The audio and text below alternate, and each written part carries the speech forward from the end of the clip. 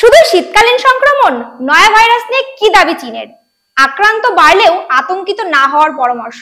COVID-19 ছড়ানোর 5 বছর পরে চীনে ফের নতুন ভাইরাসের সংক্রমণের খবরে আতঙ্ক ছড়িয়েছে গোটা বিশ্বে। এই ভাইরাসের খবর প্রকাশ্যে আসার পর ভারতেও উদ্বেগ আর উৎকণ্ঠা বাড়ছে। নমস্কার, আপনারা দেখছেন দেশ বিদেশে প্রতিদিন, সঙ্গে আমি সেতু। চীনের নতুন ভাইরাস হিউম্যান মেটানিমো ভাইরাস নিয়ে আতঙ্ক বাড়লেও এটিকে শুধুমাত্র শীতকালীন সংক্রমণ বলেই দাবি করলো চীন। পাশাপাশি এই নয়া ভাইরাস নিয়ে আতঙ্কিত না হওয়ার পরামর্শও দেওয়া হয়েছে নাগরিকদের। চীনের বিদেশ মন্ত্রকের এক মুখপাত্র মাওনিং জানিয়েছেন, নতুন ভাইরাসের সংক্রমণ বাড়লেও বিষয়টি নিয়ে অযথা আতঙ্কিত হওয়ার প্রয়োজন নেই।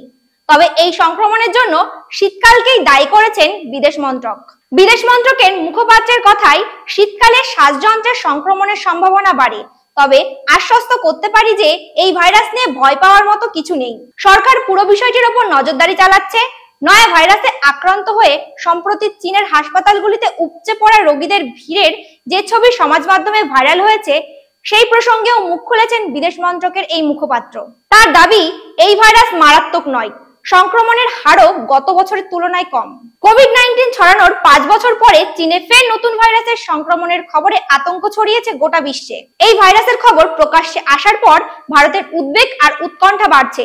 এইচএমপিভির সংক্রমণ নিয়ে আতঙ্কিত না হওয়ার বার্তা দিয়েছেন ভারতের ডিরেক্টর জেনারেল অফ হেলথ সার্ভিসের আধিকারিক ডক্টর অতুল গয়াল। শ্বাসযন্ত্রের সংক্রমণ প্রতিরোধে সাধারণ সতর্কতা অবলম্বন করার পরামর্শ দিয়েছেন তিনি। বলেছেন, বর্তমানে পরিস্থিতি নিয়ে আতঙ্কিত হওয়ার কিছু নেই। ভারত কি এবার পুরোপুরি তৈরি এই রকম নতুন কোন সংক্রমণের মুখোমুখি হতে, নাকি আবারও জারি হতে পারে লকডাউন? দেখছেন দেশ বিদেশে প্রতিদিন, প্রেজেন্টিং বাই HPR নিউজ। নমস্কার।